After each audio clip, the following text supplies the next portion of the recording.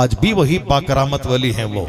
कल तक जब राजा वहां का उछल कूद कर रहा था तो उसके ऊंट को बिठा करके उसको तबाह बर्बाद कर दिया। और आज अगर उछल कूद ज्यादा तुम करोगे तो गरीब नवाज वही हैं, उनके ऊंट को बिठाया तो उठाया नहीं, फिर गरीब नवाज तुझको बिठा देंगे तो फिर दोबारा तेरी हुकूमत बनेगी नहीं। इसलिए ज्यादा उछल कूद मत किया करो, बस अब बुजुर्गों की कदर करो, बुजुर्गान की दिन की मेहनतों को उनको कदर करो, उसका इस्तेकबाल करो। गनीमत समझो कि जो गरीब नवाज अमेरिका में नहीं है, चाइना में नहीं है, जापान में नहीं है, एक हिंदुस्तान के हिंदुस्तानी मुसलमानों और गैर मुसलमानों सारे लोग नाश करो कि जो हस्ती अमेरिका में नहीं वो हस्ती हमारे हिंदुस्तान में मौजूद है। उस हस्ती के दरवाजे पे तुम भी अपनी चादरें चढ़ाने जाते हो।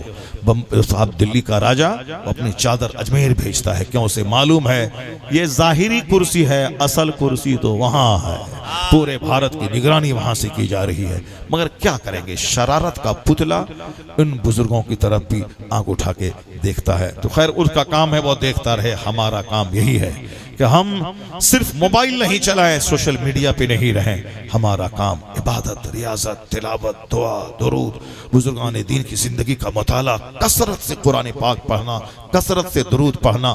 जो काम एटम बम से नहीं निकल पाएगा वह काम हमारे सजदे से निकल पाएगा, वह काम हमारी तिलावत से निकल पाएगा, वह काम हमारी इबादत से निकल पाएगा। यही 1400 साल की जिंदगी मैंने यही देखा है। जहां भी हमने जंग जीती है, जहां भी एक तरफ तदबीर, एक तरफ अल्लाह पर भरोसा।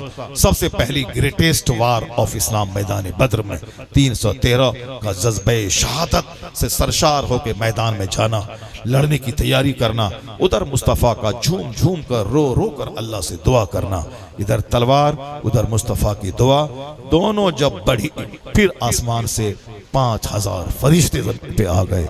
वो फतह मुबीन हासिल हुई। यूरोप का दानिश्वर कहता है इस्लाम कैसे कमजोर होगा, इस्लाम तो उसी दिन मजबूत हो चुका था जिस दिन 313 को मैदान बद्र में फतह मुबीन हासिल हुई थी।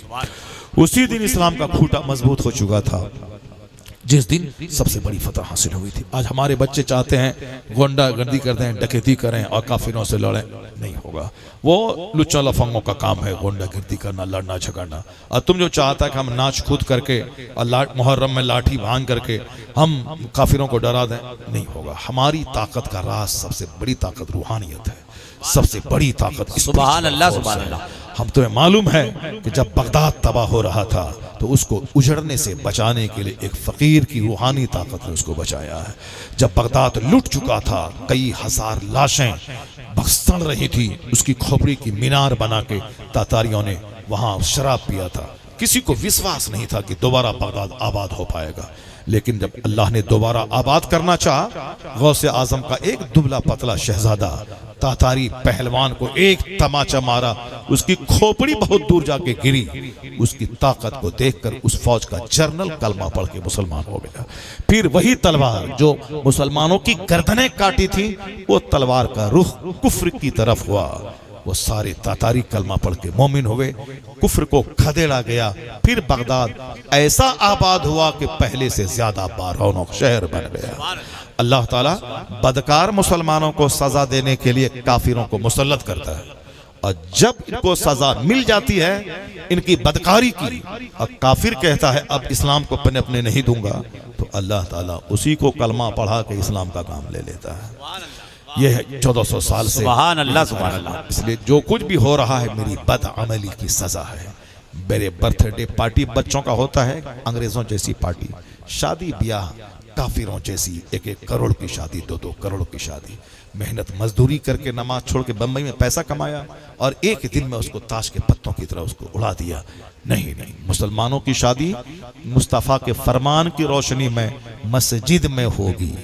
जिस दिन हमारी शादी मस्जिदों में होने लगी, फजूल खर्ची हमारे यहाँ कम हो गई, ये खाने पीने उड़ाने का माहौल कम हो गया, मुस्तफ़ा की बेटी फातिमा ज़हरा की शादी को दिमाग में रखा गया, मस्जिदों में शादी होने लगी, तो हमारी वो ताकत बढ़ जाएगी कि जब शादी होगी इस्लामी तो बच्चे पैदा होंगे इस्लामी। तो फिर बच्चों को देखने के बाद दिल नहीं जलेगा, कलेजा को ठंडक मिल जाएगी। जब शादी मुस्तफ़ा की तालीमात की रोशनी में होगी तो बच्चे गुलाम मुस्तफ़ा पैदा होंगे। और जब तक वो नहीं होगा, चाहे कुछ भी कर लीजिए, हालात तो बदलने वाले नहीं हैं। इन्नल्लाह ला युग़य्यिरु मा बिक़ौमिन हत्ता युग़य्यिरु मा बिअन्फुसिहिम। अल्लाह ताला उस कौम को नहीं बदलता जब तक वह अपने बदलने के बारे में नहीं सोचता है। अल्लाह ने आज तक उस कौम की हालत नहीं बदली जिसको न हो ख्याल अपनी हालत के बदलने का। कोई ऊपर से नहीं उतर जाएगा, कोई बम सारे काफिरों को मार देगा, हमको इज्जत मिल जाएगी। नहीं नहीं, मेहनत तो मुझे ही करना होगा, आगे तो मुझे ही बढ़ना होगा, तमाम बुराइयों को मिटाना होगा, अच्छाइयों को नाफिज करना होगा और एक प्लान्ड जिंदगी गुजारनी होगी। मेरी जिंदगी का मकसद क्या है, उस मकसद को सामने रखना होगा। उस मकसद को हासिल करने के लिए मेहनतें करनी होंगी। फिर क्या है, वअदल्लाहुल्लज़ीना आमनू मिनकुम व अमिलुस्सालिहात लयस्तखलिफन्नहुम फिल अर्द। अल्लाह फरमाता है, अल्लाह ने वादा किया है कि जो ईमान लाएगा, अच्छा काम करेगा, उसको इस जमीन का बादशाह बना देंगे।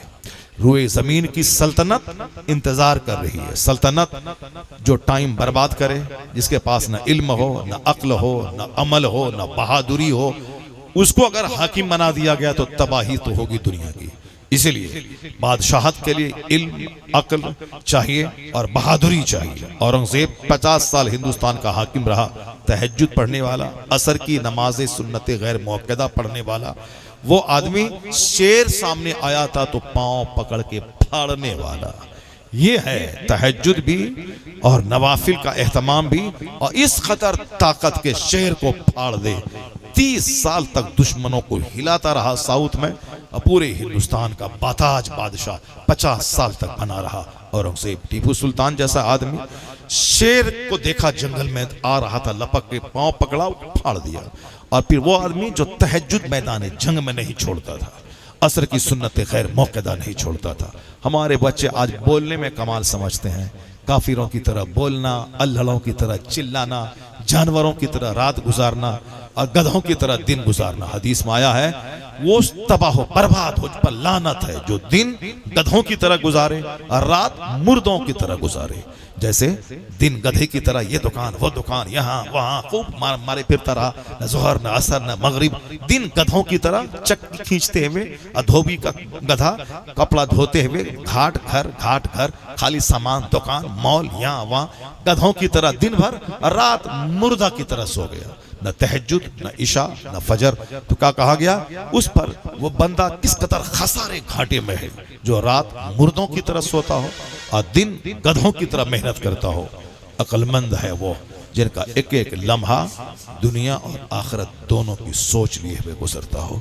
तो आज हमारे बच्चे डिंग मारने वाले और साहब गली कुशों को रात भर जैसे कुत्ता हो सोता है, रात भर कुत्ता हुल्लड़बाजी करता है। और जहां आसमान से फरिश्ता रहमत लेके जमीन पे आने वाला हुआ, ये कुत्ता सो जाता है रास्ते में, सड़क पे। बुजुर्गों ने कहा है, नेक लोगों की क्वालिटी है कि इशा पढ़ के सो जाए और रात के आखिरी पहर में जब फरिश्ता नाजिल होता है, जमीन पे आता है, उस फरिश्तों को देखकर मुर्ग बांग देने लगता है। फरिश्ते मुर्ग बांग देते हैं फरिश्तों को देखकर। अल्लाह के रसूल फरमाते हैं, जब देखो कि मुर्ग बांग देने लगे, फस्अलुल्लाह मिन फदली, अल्लाह के फजल की भीख मांगो। उस वक्त दुआ मांगो अल्लाह से, अल्लाह का फजल मांगो। चूंकि मुर्ग फरिश्तों को देखकर बांग देते हैं, तो वह वक्त दुआओं की कबूलियत का वक्त है। दुआओं की कबूलियत का वक्त है वह रात का आखिरी हिस्सा, जब मुर्ग बांग देते हैं, फरिश्ते जमीन पर उतरते हैं।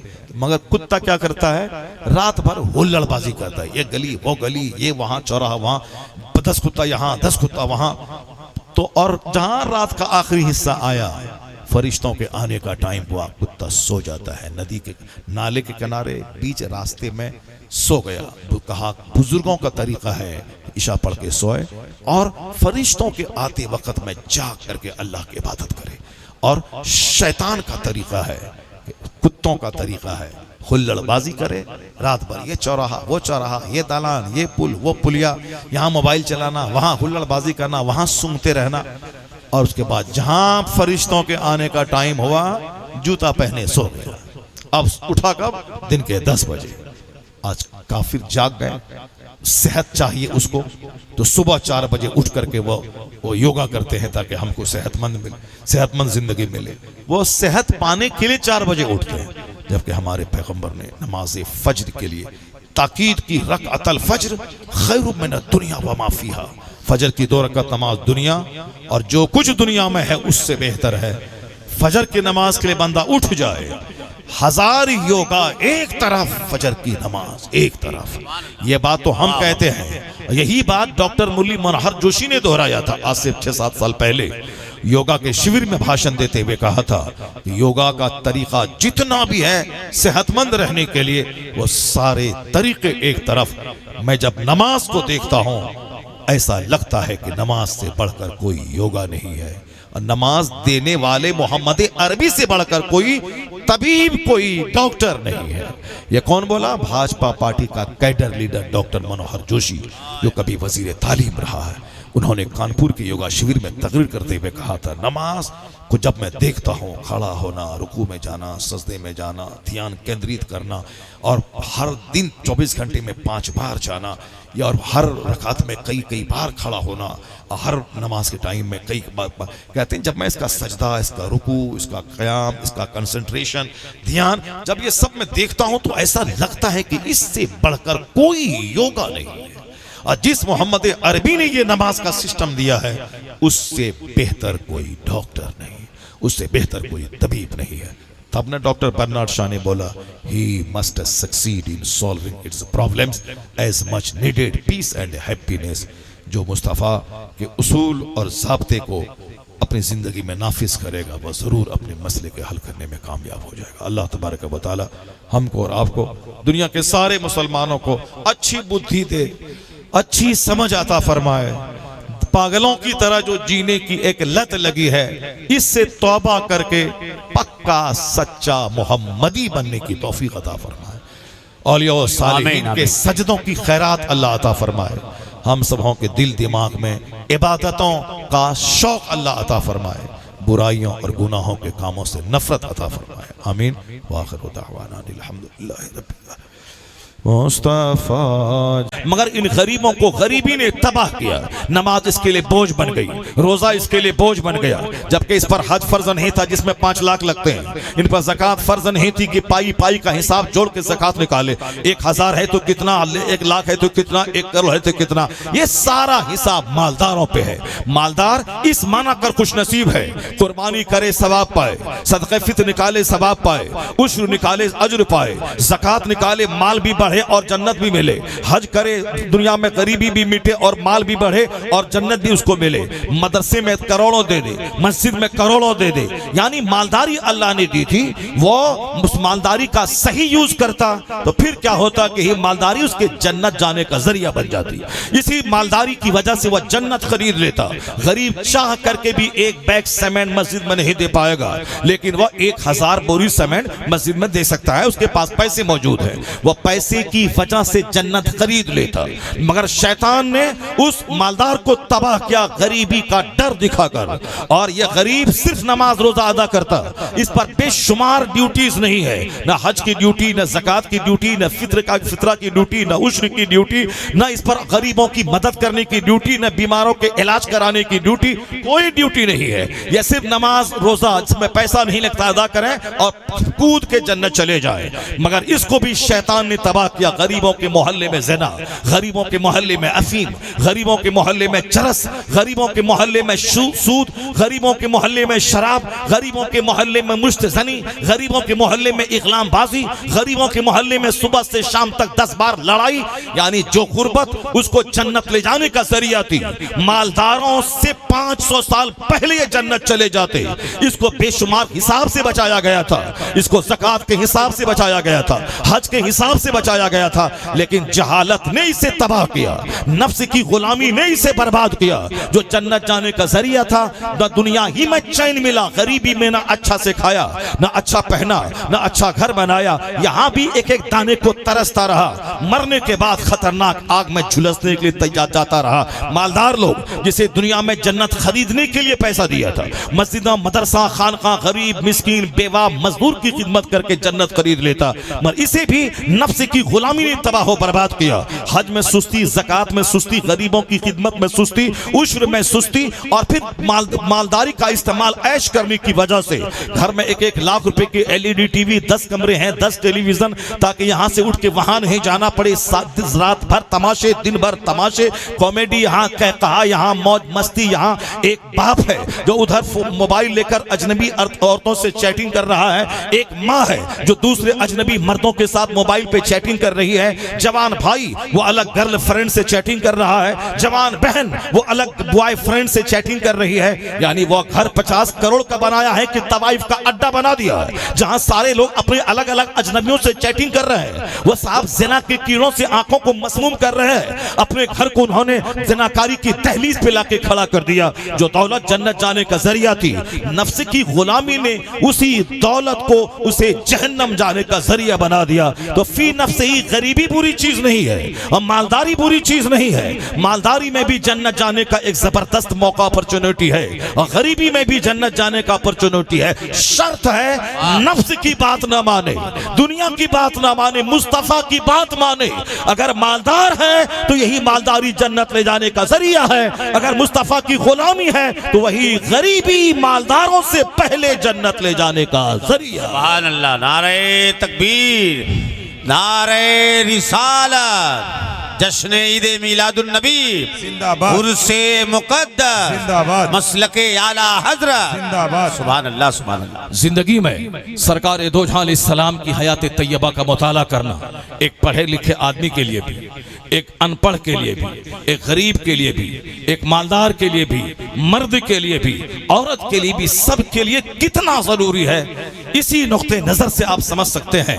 डॉक्टर बर्नार्ड शॉ, यूरोप का एक गैर मुस्लिम स्कॉलर, इतना बड़ा पढ़ा लिखा आदमी जिनके पांव की धूल के बराबर हिंदुस्तान के गिनती के चंद दानिश्वर नहीं है, जो इस्लाम के बारे में गलत तबसरा करते हैं, जो मसाजिद व मदारिस के बारे में गलत तबसरा करते हैं, जो पैगंबर आजम के ताल्लुक से मुसलमानों को तकलीफ दे जुमले का इस्तेमाल करते हैं। ये पढ़े लिखे लोग जिनके पांव की धूल के बराबर नहीं, लेकिन जिसकी किताब हिंदुस्तान की सारी यूनिवर्सिटीज में चलती है, जिसकी किताब आज दुनिया के बड़े बड़े दानिश्वर पढ़ते हैं, यूनिवर्सिटीज और कॉलेजेस में जिनकी किताबों का मुताला होता है, उन लोगों ने क्या कहा। डॉक्टर बर्नार्ड शॉ नामी एक यूरोप का स्कॉलर, जिनकी किताब बनारस हिंदू यूनिवर्सिटी में चलती है, जिनकी किताब अलीगढ़ मुस्लिम यूनिवर्सिटी में चलती है, जिनकी किताब पूरी दुनिया में जहां भी अंग्रेजी लिटरेचर की पढ़ाई होती है, हर जगह जॉर्ज बर्नार्ड शॉ की किताबें चलती हैं और पढ़ाई जाती है। कितना बड़ा राइटर है। उसने मेरे पैगंबर की तालीमात के ताल्लुक से, आका अलैहिस्सलाम की अहादीस के ताल्लुक से, आका अलैहिस्सलाम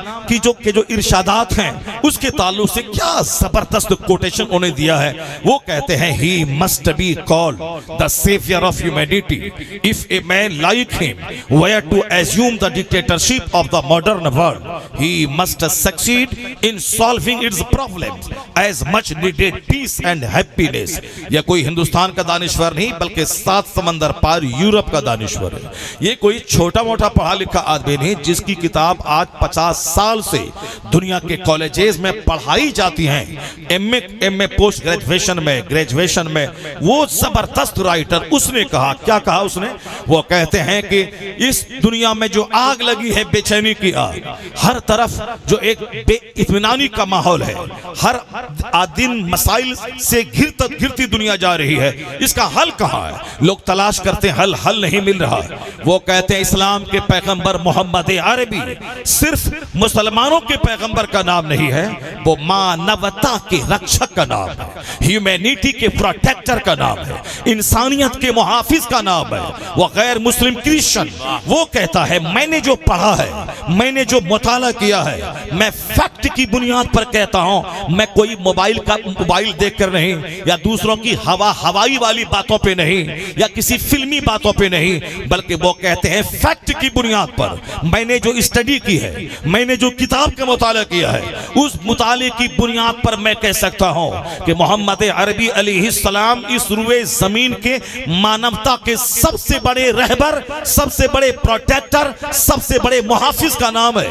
if a man like him were to assume the dictatorship of the modern world, वो कहते हैं इस जदीद दुनिया में अगर मुस्तफ़ा की हुक्मरानी चले, उनके कानून की बालादस्ती हो, अगर दुनिया के लोग उनके ज़ाब्ते की रोशनी में जिंदगी के दिन गुजारे, अपने मसाइल का हल उनके इरशादात की रोशनी में करना चाहें, वो कहते ही must succeed in solving it's problem, वह जरूर अपने मसले के हल करने में कामयाब हो जाएंगे। यानी सारे मसले का हल मोहम्मद अरबी के इरशादात में मौजूद। सुभान अल्लाह, सुभान अल्लाह, सुभान अल्लाह। इसी को डॉक्टर इकबाल ने कभी कहा था कि की मोहम्मद से वफा तूने तो हम तेरे हैं, ये जहां चीज है क्या लौहो कलम तेरे हैं, दुनिया और आखिरत के सारे इनामात तेरे लिए हैं, शर्त है कि मुस्तफ़ा की गुलामी। गुलामी का मतलब उनके इरशादात, उनके अहकामात, उनके गाइडलाइंस, उनके फरामीन, उन्होंने जो हमारे लिए मार्गदर्शन किया है, वो मार्गदर्शन हमारे लिए एक जबरदस्त मैटर है जिसकी रोशनी में कामयाब जिंदगी के दिन गुजारे जा सकते हैं। एक मियाँ बीवी के मसले का हल, औलाद और वालदैन के मसले का हल, वह सारे मसले का हल मोहम्मद अरबी अलैहिस्सलाम के इरशादात के भंडार में बड़ी सक्सेसफुली कामयाबी के साथ सारे मसले का हल मौजूद है। अब मेडिसिन की दुकान में कैंसर की दवाई मौजूद है, एड्स की दवाई मौजूद है, टीबी की दवाई मौजूद है। अब बंदा सिर्फ इतना करे, वह जान ले कि टीबी की कौन सी दवाई है, कैंसर की कौन सी दवाई है, एड्स की कौन सी दवाई है, उस दवाई को दवाखाने से ले इस्तेमाल करे, फौरी उसका असर महसूस करेगा कि फौरी इसका असर क्या है। मैं डॉक्टर बर्नार्ड शाह की बात, तो एक दानिश्वर की बात बड़ी अच्छी बात है, मैं उसके बाद की रोशनी में 2-3 मसले का मैं हल बताता हूँ कि आका अलैहिस्सलाम ने कितनी प्यारी बात कह दी। तो हुजूर की बात क्या है, वो कुरान पाक की तशरीह है। कुरान पाक अल्लाह का कलाम, हमारे पैदा करने वाले रब का कलाम है। जिस तरह हम कमजोरी का पुतला है, मेरी नींद हमारी कमजोरी, पेशाब पाखाना पेट में है दो कीजिए हमारी कमजोरी, बीमारी की तलवार गर्दन पे लटक रही है ये हमारी कमजोरी, रुसवाई की तलवार मेरी गर्दन पे लटक रही है हमारी कमजोरी। ये इंसान कमजोरी का पुतला है, ये इंसान पैदा ही हुआ है कमजोरी से, चूंकि पानी की एक नापाक बूंद से इंसान की पैदाइश हुई है। कितना कमजोर है हम, कितनी कमजोर हमारी बुनियादी तारीख है।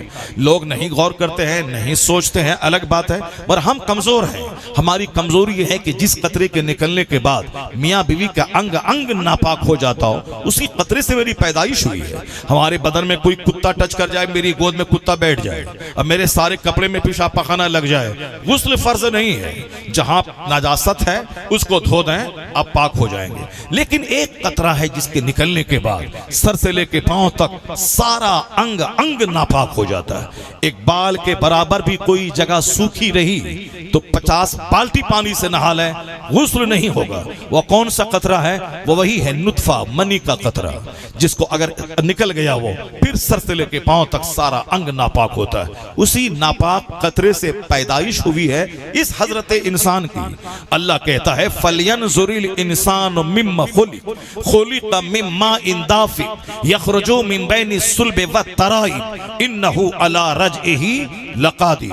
अल्लाह कहता है कि आदमी को अपनी पैदाइश पर गौर करना चाहिए, रिसर्च करना चाहिए। अक्लमंद रहेगा तब न पैदाइश पे गौर करेगा। बेवकूफ आदमी सिर्फ खाता है, हंसता है, कॉमेडी करता है, कहकहा मारता है, घूमता है। आजकल दुनिया के लोग घुमक्कड़ हो गए। घर जो अपना घर जन्नत का नमूना है, आदमी खेत में रहे, खलियान में रहे, बाजार में रहे, अपने घर में आने के बाद जो सुकून मिलता है वह सुकून बाहर कहीं दस्तयाब नहीं है। चाहे आप अपने घर से बाहर जाएं, दूसरे के घर सोने की ईंट का बना हुआ हो, वहां का सोफा साहब 5 लाख रुपए का हो, वहां सारी सहूलियात फैसिलिटीज दस्तयाब हो, फिर भी आपको जो मजा अपने घर की टूटी चटाई पे मिलता है, अपने घर की मिट्टी की दीवार में मिलेगा, वो मजा दूसरों के खरमों के महल में नहीं मिलता है। बंदा अरब चला जाता है, वहां न जाने क्या क्या चीजें अपनी निगाहों के सामने देखता है, लेकिन दिल उसका अपने घर पे लटका हुआ रहता है। वहां से जब घर आता है उसको ऐसा सुकून मिलता है जैसे अमेरिका के 220 मंजिला टावर में वो आराम कर रहा हो। घर की मिट्टी, घर की दीवार, घर का साजो सामान, अपने घर के लोग, समाज के लोग लोग ये जन्नत का नमूना देते हैं, ये घर है। मगर आजकल घर में मन नहीं लग रहा है, आदमी बंदा घर से बाहर जाना चाहता है। घर में है अब घूमने जाना है, घर का खाना जो ज्यादा तेल मसाला वाला नहीं होता, पेट को खराब नहीं करता, अब वो खाने में मन नहीं लगता। लोग बार बार दौड़ के होटल जा रहे हैं, हफ्ते में वीकली, बड़े बड़े शहरों में अब साहब वीकली होटल का कल्चर चला हुआ है कि आप हफ्ते में सब दिन तो खाते रहे, अब मन नहीं करता, आज किचन में नहीं जाऊंगी, खाना नहीं बनाऊंगी, आज संडे का दिन है, आज बाहर खाना। बेचारा मरता क्या ना करता, चलो बच्चों को साथ लिया, बीवी को लिया और होटल चला गया। ये होटल कल्चर चला हुआ है। अब साहब ये बीवी बोलती कि साल के 365 दिन मैं घर किचन करती रहूं, चलो यहां से 10 दिन के लिए गोवा चलते हैं, ये 31 वहां रहेंगे, यानी दिसंबर का आखिरी हफ्ता वहां रहेंगे। मतलब क्या है, होटल में रहना, घूमना, खाना बनाने की तकलीफ से बच जाना। अब शौहर के पास पैसा है, वो उसको घुमाए, होटल में खाना खाए, आराम से होटल में सोए। अब वो घूमने का कल्चर शुरू हो गया। पहले मालदार लोग घूमते थे, अमेरिका से इंडिया आते थे, अब हिंदुस्तान के क्या गरीब, क्या शहरी, क्या मालदार, सबके दिमाग में जुनून छा गया है, घर में मन नहीं लग रहा है। अब घर से बाहर जाना, घूमने का कल्चर शुरू हो गया।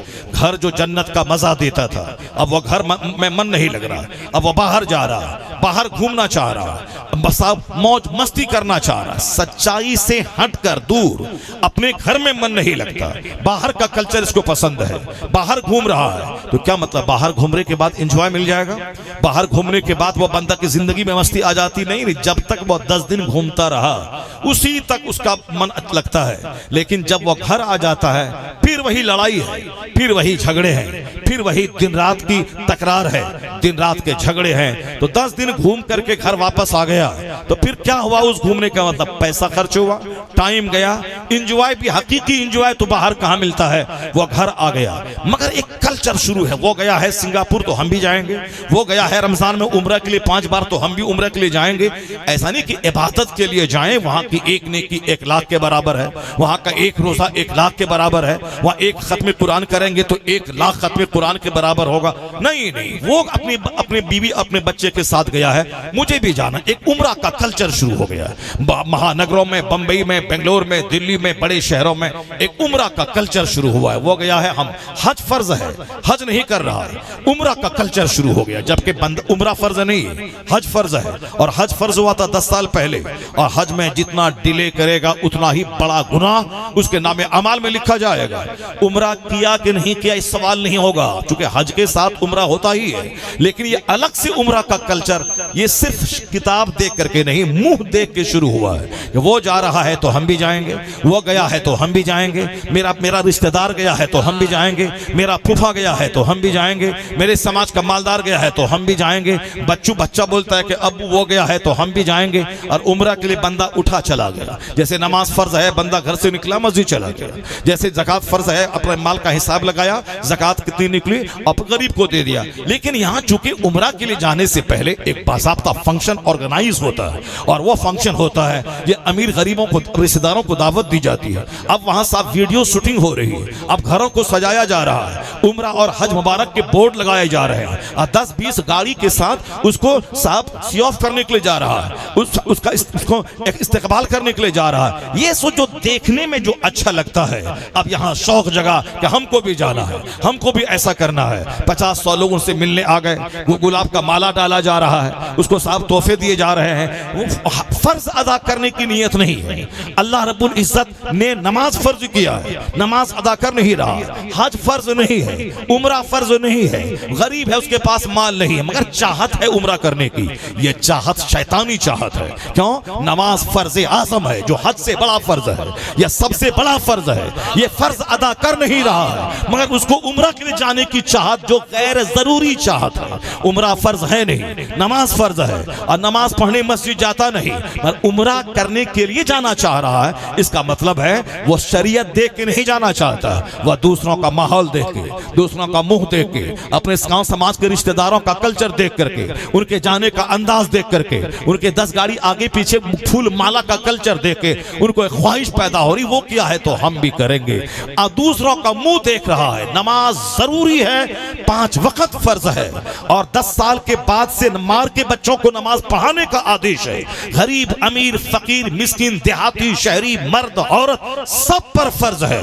जो फर्ज आज़म है, हज से बड़ा, हज जिंदगी जिंदगी में एक बार, ज़कात साल में एक बार, रोजा साल में एक महीना, मगर ये नमाज पंजगाना 24 घंटे में 5 बार रोजाना फर्ज है, मरते दम तक फर्ज है। अमीर पर भी, गरीब पर भी, सेहतमंद पर भी, बीमार पर भी, यहां तक कि बिस्तर पे जो लेटा है खड़ा ना हो सकता हो उस पर नमाज फर्ज है, न उससे छुटकारा नहीं है। एक वक्त की नमाज छोड़ना हराम और गुनाह कबीरा है, बड़ा गुनाह, जैसे शराब पीना हराम, जिना करना हराम, सूद खाना हराम, झूठ बोलना हराम, गीबत करना हराम। नमाज पंजगाना छोड़ना एक बड़ा हराम है।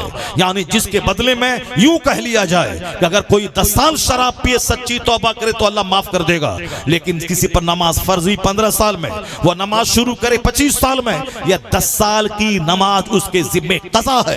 वह 50 उम्रा कर ले, 10 बार हज कर ले, या 10 साल की नमाज बतौर कज़ा उसको अदा करना पड़ेगा। इससे उसकी नमाज उसके जिम्मे से साकित नहीं होगी।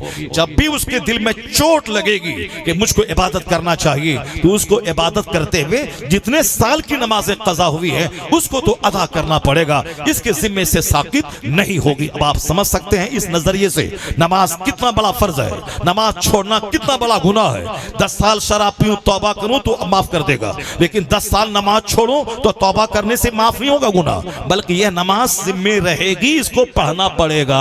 जो इतना बड़ा फर्ज है उसके ताल्लुक से कोई शौक नहीं है, कोई अरमान नहीं है, और उसके लिए कोई मस्जिद जाना आना नहीं है। और जो उम्रा फर्ज नहीं है उसके लिए चाहत है, उसके लिए पैसा कर्जा लेना है, उसके लिए पासपोर्ट बनवाना है। इसका मतलब है शरीयत के तकाजे को फुलफिल नहीं कर रहा है, नफ्स के तकाजे को फुलफिल कर रहा है, वह सोसाइटी के तकाजे को फुलफिल कर रहा है। ये सारा उल्टा पुल्टा काम आज शुरू हुआ है।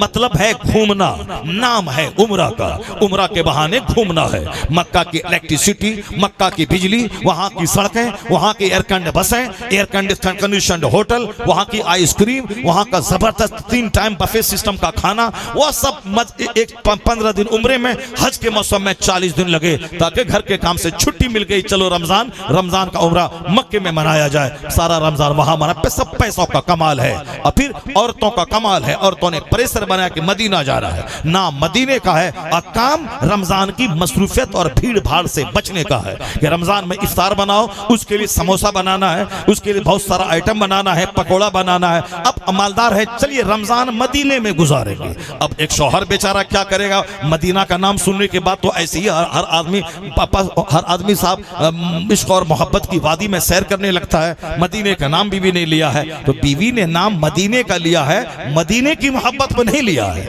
वह रमजान में काम की छुट्टी पाने के लिए वह मदीने का नाम लिया है। इसीलिए अब अरब साहब बंबई में, दिल्ली में, कलकत्ता में, चेन्नई में, मालदारों में एक माहौल पैदा हो गया है। माहौल पैदा घूमने का कल्चर, गैर मुस्लिमों के यहाँ सिंगापुर जाने का कल्चर, थाईलैंड की राजधानी बैंकॉक जाने का कल्चर, गैर मुस्लिमों के यहाँ अमेरिका जाने का कल्चर। मुसलमानों में भी जो बड़े बड़े मालदार लोग हैं वो मक्का मदीना चले गए कभी कभार, बाकी जाना है इस बार छुट्टी गुजारनी है कहाँ पे, इस बार जाना है मलेशिया, इस बार अगले बार इंडोनेशिया, अगले बार थाईलैंड, अगले बार जर्मनी, अगले बार न्यूयॉर्क, उसके आगे फ्रांस की राजधानी पेरिस। यानी घूमने का कल्चर है। घर में जो सुकून मिलना था उस घर में आग लगा दिया उसने। होटल का कल्चर, घूमने का कल्चर शुरू है। तो क्या मतलब, घूमने के बाद घर आ गए, उसके बाद जिंदगी में बाहर आ गई, मजा मिल गया, फिर उसके बाद खबरें मिलती हैं अरबपति के घर से तलाक हो गई, वहां से जहर खाने के वाकयात हो गए। अभी एक वाकया, एक साहब बेंगलोर का इंजीनियर का वाकया पूरे हिंदुस्तान में सारे व्हाट्सएप यूट्यूब पे छाया हुआ है। एक इंजीनियर अपनी बीवी से तंग आकर साहब 1 घंटे का वो वीडियो बनाता है, साहब वो कोर्ट कचहरी को बेनकाब करता है। किस कदर एक दुनियादार जज उसे खुदकुशी करने और बीवी का नाज उठाने पे उसको दबाव बना रहा है। किस तरह एक लड़की की माँ, उसके घर वाले उसे खुदकुशी के लिए दबाव बना रहे हैं। अब वो भी कैसा मर्द है जो एक बीवी की वजह से वो साहब अपने माँ बाप के अरमानों पे पानी फेरते हुए अपनी जिंदगी का खात्मा कर लेता है। उसके लिए अल्लाह की भरी दुनिया है। बेंगलोर नहीं बंबई चला जाए, चाहे हिंदुस्तान का 50 कोट खोजता रहे, चला जाए बाजू में नेपाल है, बांग्लादेश है, जाए अपना जिंदगी के दिन गुजारे, शादी ब्याह कर ले, खाए पिए रहे, और साहब उसके तनाव में आकर के अपनी जान दे दे। वो साहब एक लड़की थी, उस लड़की ने जान दे दी नदी में कूद कर। रोजाना आए दिन बीवी की वजह से, आज कल की रिपोर्ट थी कि 30 लाख लोगों ने, या 30 लाख या 60 लाख लोगों ने इतने दिनों के अंदर खुदकुशी की। उसमें से 80% सदी मैरिड कपल था, यानी शादीशुदा जोड़ा जो अपनी बीवी की मुसीबत से तंग आकर के झुंझला के खुदकुशी कर लिया। खुदकुशी इस जमाने में, साइंटिफिक जमाने में, इस जमाने में, वैज्ञानिक जमाने में, इसलिए एक कौम मुस्लिम अब भी तो कम से कम तुझे विश्वास होना चाहिए कि हमारा मजहब सबसे सुपीरियर है, हमारे नबी का कानून सबसे उम्दा और आला कानून है। बुजुर्गान दीन ने जिस कानून पे अमल किया, जो कब्रों में आराम कर रहे हैं, जहां जिनके मजार पे गुंबद लगा हुआ है, ये वह लोग हैं जिनकी जिंदगी का एक एक पल मुस्तफा की अहादीस के पर अमल होता था, जिनकी जिंदगी का एक एक पल शरीयत के हिसाब से गुजरता था। ये वह लोग थे। हमने दूसरों का मुंह देखा और हमने मजार का इस्तेमाल सिर्फ धागा और तागा के लिए काफिरों का देखा देखी किया। बाकी जिंदगी में बुराइयों को मिटाना, अच्छाइयों को दाखिल करना, उनकी जिंदगी से नूर हासिल करना, ये काम कौन करेगा? जब यह काम कौन करेगा तो फिर काफिरों जैसी हालतें मुसलमानों की भी हो जाएंगी कि इनके घर में दौलतें रहेंगी करोड़ों की, मगर जानवरों की तरह जिंदगी गुजारेंगे।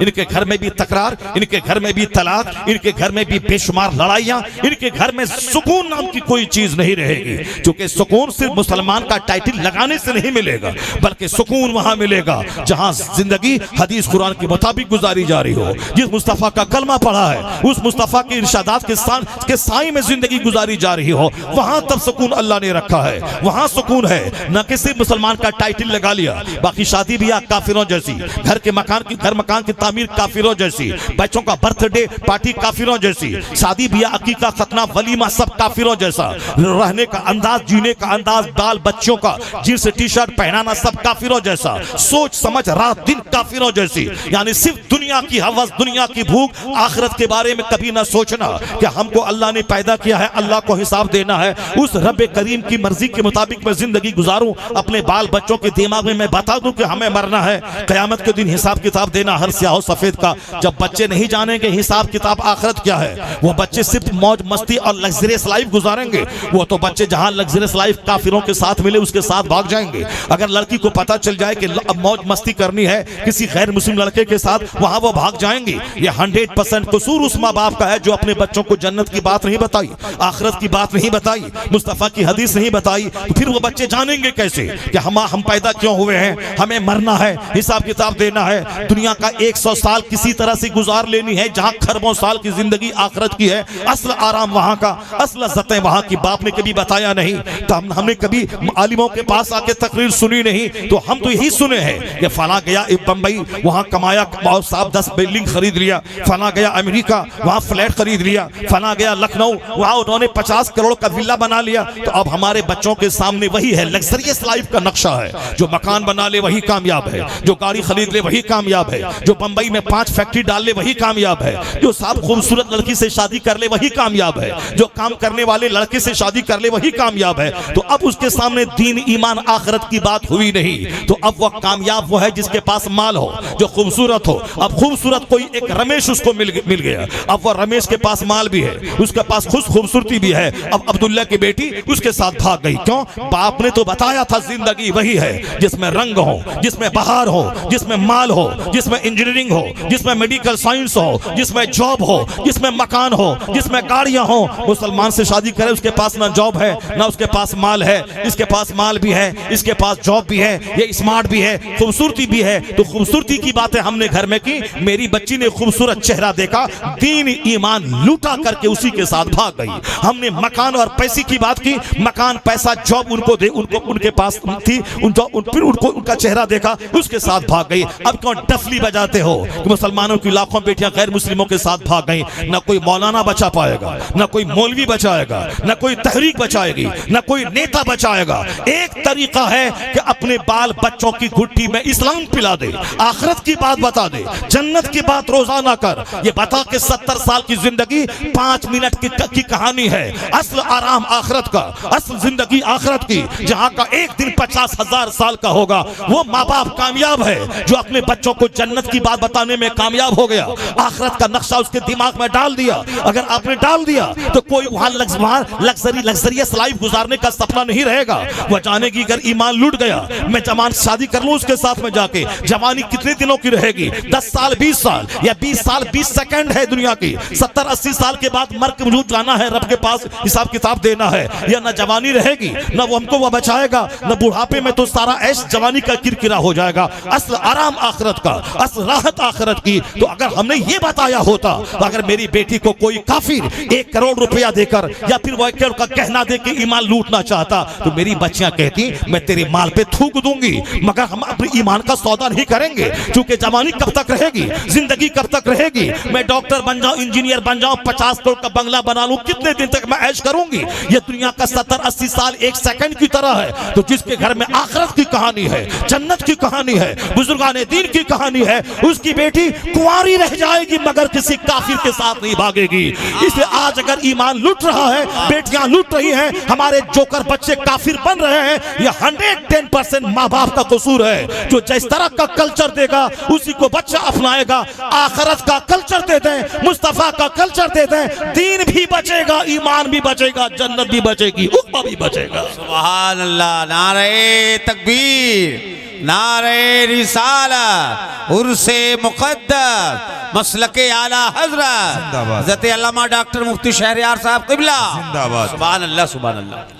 नहीं होता है ऐसा कि जिए हम चलें पूरब तरफ और काबा पहुंच जाएं, नहीं होगा। काबा जाने के लिए मगरिब का रुख करना पड़ेगा। तो बकाबा न रसी ए एराबी की रह के मी रवि बतुर्किस्तान रास्ता, तू काबा नहीं पहुंच पाएगा, इसलिए कि जिस रास्ते पे तू चल पड़ा है यह रास्ता तुर्किस्तान का है, काबा का नहीं है। मुसलमान जिस रास्ते पे चल पड़े हैं यह रास्ता जन्नत का नहीं है।